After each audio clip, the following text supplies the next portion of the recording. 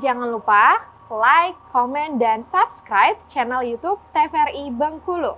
Dan jangan lupa nyalakan notifikasinya. Kita bersama-sama terbang bersama anak ceria, di anak ceria, di anak ceria. Hurra! Kembali lagi dalam acara kita, ayo mengaji, generasi cerdas, generasi Qurani. Baik sahabat Qurani yang ada di rumah dan studio, kita sambung mengenai pemaknaan ataupun hikmah yang dapat diambil dalam surat Al-Muzammil ayat 1 sampai dengan 8. Di sini, ya ayyuhal muzammil, kata Allah kepada Nabi Muhammad SAW, hai orang yang berselimut. Ya, paling tidak seperti itu pemaknaan artinya. Allah menggunakan al-muzammil ini sebenarnya kebiasaan orang Arab terdahulunya. Itu tak kala ingin memanggil seseorang dengan ungkapan yang sopan, itu biasanya dilekatkan dengan keadaan orang pada saat tersebut. Seperti yang kita kenal, itu ada Abu Hurairah, di dalam Islam disebut Abu Hurairah. Istilahnya gelar yang disebutkan untuk seseorang. Karena Abu Hurairah ini memiliki banyak kucing sehingga dia dijuluki dengan bapak kucing. Kemudian ada juga Sayyidina Ali, tak kala ia semacam ada keles lah istilahnya dengan istrinya. Tak kala itu ia pergi ke masjid, ia berbaring di tanah, kemudian dia tidur di situ. Kemudian tak kala itu Nabi menjumpai ia, maka Nabi mengatakan, ya Aba Turab, hai orang yang diselimuti dengan tanah, yang terdapat tanah di badannya. Begitu juga dengan ayat ini, sebenarnya Allah memanggil dengan panggilan yang lembut, panggilan yang akrab. Nah, gitu tak disebutkan nama, tapi ya ayyuhal muzammil, hai orang yang berselimut, seperti itu. Nah, seperti yang kita ketahui, biasanya seseorang yang berselimut itu adalah muzammil ini artinya sebenarnya itu zamil, itu arti lainnya adalah sesuatu yang menenangkan. Bukankah tak kala kita itu berselimut karena kita merasa nyaman, merasa tenang pada saat itu, ya. Maka dalam bahasa Arab terkadang teman yang dekat yang mampu menenangkan hati, yang memberi kebahagiaan kepada kita disebut dengan zamil, seperti itu. Maka ya ayyuhal muzammil ini merupakan panggilan akrab Allah. Salah satunya pada saat itu Nabi sedang tidur dan diselimuti dengan selimut. Bahkan ada ulama juga yang menafsirkan ayat ini bahwasanya selimut di sini maknanya majazi, hanya kiasan. Seperti itu ya, kinayah. Maksudnya adalah hai orang yang diselimuti dengan kenabian. Ini Nabi nih yang diselimuti dengan tanggung jawab kenabian. Lanjutan ayatnya adalah qumil laila illa qalila. Bangunlah, qumil laila, bangunlah pada saat malam hari dan tunaikan ibadah malam illa qalila. Ibadah malam yang dimaksud di sini adalah tahajud. Jadi Nabi itu diperintahkan Allah pada saat itu untuk bangun di tengah malam hari seperti itu, ya, malam hari. Kata Allah, nisfahu aw yunqus minhu qalila. Maka tunaikan salat, ibadah-ibadah malam, kata Allah. Ini ada sesuatu yang luar biasa, ini tanggung jawab yang besar. Maka perlu kedekatan dengan Allah karena sesuatu ini amat berat, semacam amanahnya, bebannya. Apa yang akan diturunkan Allah, itulah nantinya wahyu-wahyu yang akan disampaikan kepada Nabi Muhammad. Itu sesuatu yang berat. Berat di sini dalam artian sesungguhnya, dan berat dalam artian kinayah. Maka gunung dulunya itu sebelum Nabi Muhammad pernah ditawarkan gitu.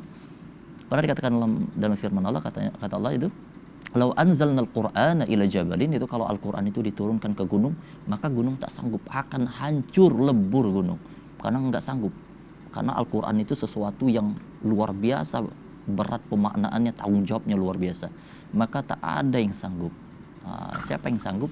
Itu Nabi kita, itu salah satunya itu Nabi Muhammad sallallahu alaihi wasallam. Kata Allah, nisfahu, setengah daripada malam. Kalau kita tidur 8 jam, coba deh kata Allah, paling enggak setengahnya berarti 4 jam.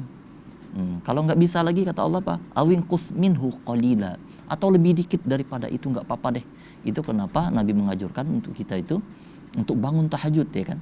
Karena tak kala kalian mengalami sesuatu yang berat, kata Allah tuh sebenarnya pengen mengisyaratkan dalam ayat ini melalui perantara Nabi ini ada sesuatu yang berat, ada sesuatu yang luar biasa, maka coba dia dekatkan diri kepada Allah nih. Nah, itu kenapa langsung Nabi menekatkan untuk sholat tahajud. Punya hajat apa nih? Coba dia tahajud, nanti bakal Allah mudahkan. Ya, mengapa? Karena ibadah malam itu sebenarnya di sini dilanjutkan di sini, sini diteruskan nantinya ya. Auzir alaihi waratil Qur'ana tartila. Di samping salat tahajud di sini juga dianjurkan bahwasanya untuk membaca Al-Qur'an. Waratil Qur'ana tartila. Bukan baca-baca dengan cepat-cepat, mungkin tidak. Tartila di sini sebenarnya tartil itu dalam bahasa Arab itu berarti bisa juga keselarasan, kesesuaian. Maka membacanya maksudnya adalah sesuai dengan kaidahnya, panjang pendeknya, tajwidnya seperti apa, bukan membaca cepat agar cepat selesai. Dan untung-untung ketika kalau kita membaca itu pemaknaannya tahu tuh. Biasanya Al-Qur'an udah ada sekarang yang terjemah di sampingnya. Dibaca tahu artinya, udah tahu artinya, cari-cari deh kandungannya apa. Baiknya Al-Qur'an itu emang seperti itu. Bukan cuma kita bacakan. Apalagi kita selaku umat muslim amat sangat sayang tak kala kita membaca sesuatu tapi kita tak paham apa yang dibacakan di dalamnya. Sedangkan kita sendiri tak kala dikatakan Al-Qur'an untuk apa? Hudalinnas, petunjuk untuk manusia. Tapi petunjuk yang gimana nih? Nah, makanya guyur ketika udah bisa membaca, coba lihat arti dan coba lihat kandungan yang ada di dalamnya. Seperti itu ya. Nah, kemudian kata Allah apa ini?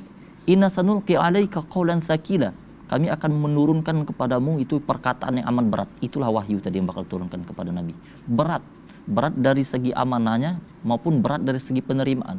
Itu enggak semua ayat Nabi diturunkan kepada Nabi itu ringan, terasa biasa-biasa saja dirasakan Nabi, tidak. Bahkan Nabi itu tak kala ada surat-surat tertentu, ayat tertentu yang diturunkan kepada Nabi, Nabi itu minta tolong ditutupi wajahnya oleh sahabat. Karena mengapa? Karena begitu kuatnya wahyu yang datang itu. Maka di dalam riwayat dikatakan Nabi itu tak kala ada wahyu yang isinya amat berat diturunkan kepada Nabi itu kayak kebisingan ada di kepala Nabi itu luar biasa dahsyatnya. Sehingga Nabi itu kadang bercucuran keringat tak kala menerima wahyu itu. Itu maksud daripada qaulan tsaqila. Inna nasyi'atal laila hiya asyaddu wat'au wa aqwamu qila. Karena pada malam hari itu kata Allah di sini itu waktu yang tepat, waktu yang hening, dan memang menurut penelitian ternyata malam hari itu emang waktu yang tingkat gelombang kebisingan dunia itu menurun ketika malam hari. Hening. Nah, di saat itu Allah suruh bangun. Coba deh berkomunikasi dengan Allah untuk lebih dekat lagi kepada Allah. Innalaka finnahari sabahan tawila, kata Allah. Karena pada siang hari kamu itu sibuk bekerja, kata Allah. Dari pagi sampai sore sibuk bekerja, malamnya tidur. Kapan lagi waktu untuk dekatan nih? Ayo, coba bangun malam komunikasi nih. Kamu ada keluhan apa? Kamu minta apa? Nanti insya Allah saya beri. Seperti itu kira-kira gambarnya. Wazkurisma rabbika wa tabtal ilaihi tabtila.